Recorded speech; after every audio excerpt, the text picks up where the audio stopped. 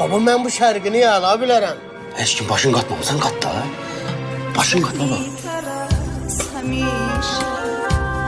از درد دل سپردم سرخورده بودم از عشق در انتظار مردم باغهامانی شکسته Bu okulur kim?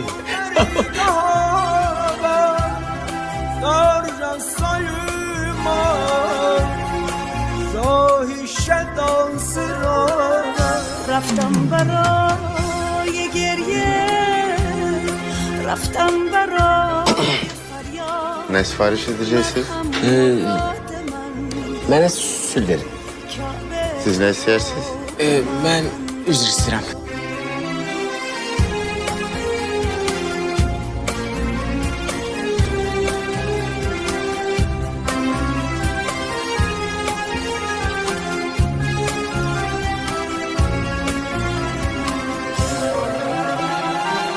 İdeya neceydi? Hoşuma geldi. ای از خدا رسیده ای که تمام عشقی در جسم کالیم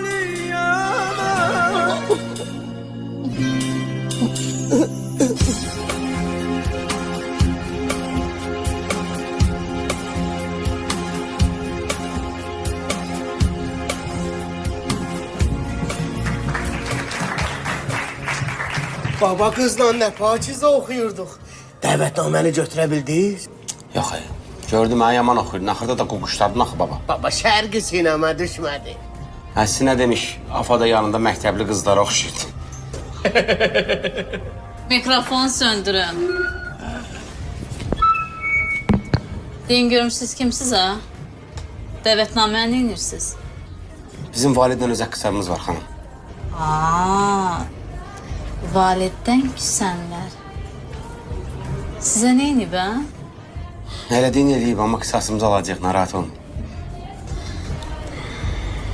Onda növbəyə durun.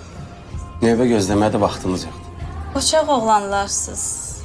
Məncimin də dəvətnaməni görməyəcəksiniz.